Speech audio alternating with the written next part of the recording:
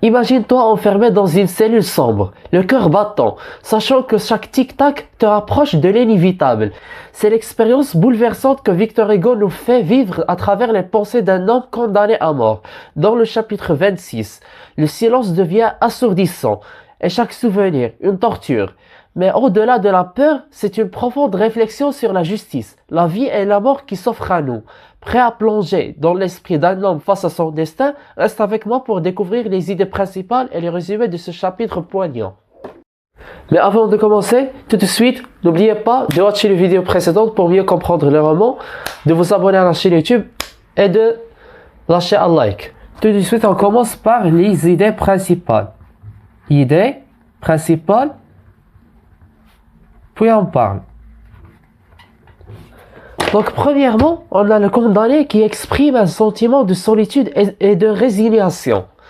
Deuxièmement, il observe et critique l'indifférence des gens autour de lui.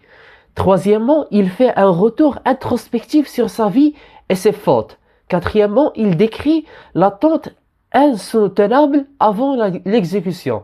Il décrit l'attente insoutenable avant l'exécution, avant la peine de mort, ça veut dire.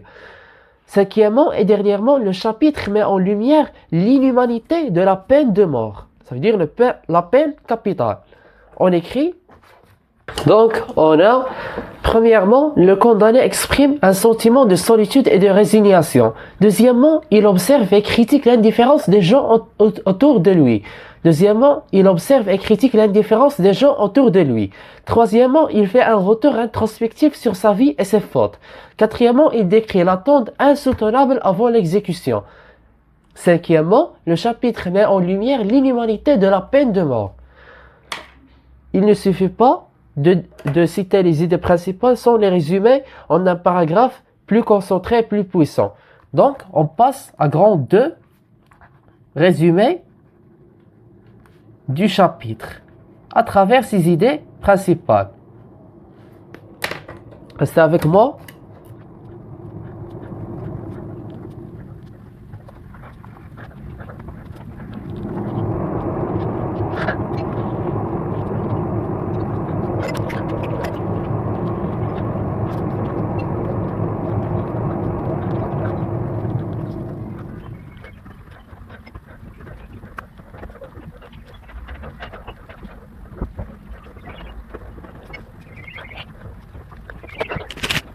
Donc voici le résumé, je lis et vous écoutez attentivement. Dans ce chapitre, le condamné décrit l'attente interminable avant sa mort. Enfermé dans sa cellule, il ressent une profonde solitude, mêlée de peur et de résignation. Il entend les bruits de la vie qui continue de vivre, indifférente à son sort. Indifférente à son sort. Il repense à sa vie passée, à ses erreurs et à la cruauté du supplice qu'on lui impose. Le temps semble suspendu. Chaque minute devient une torture.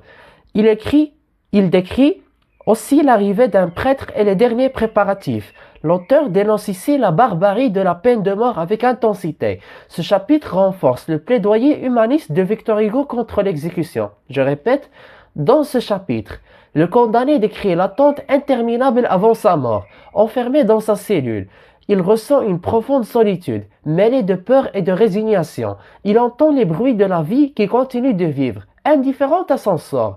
Il repense à sa vie passée, à ses erreurs et à la cruauté de supplice qu'on lui impose. Le temps semble suspendu. Chaque minute devient une torture. Il décrit aussi l'arrivée d'un prêtre et les derniers préparatifs. L'auteur dénonce ici la barbarie de la peine de mort avec intensité. Ce chapitre renforce le plaidoyer humaniste de Victor Hugo contre l'exécution. Et c'est tout ce qu'on a pour le chapitre 26 du roman Le Dernier Jour d'un condamné. N'oubliez pas de watcher les vidéos précédentes, de vous abonner à la chaîne YouTube et de lâcher un bon like comme vous. À très vite.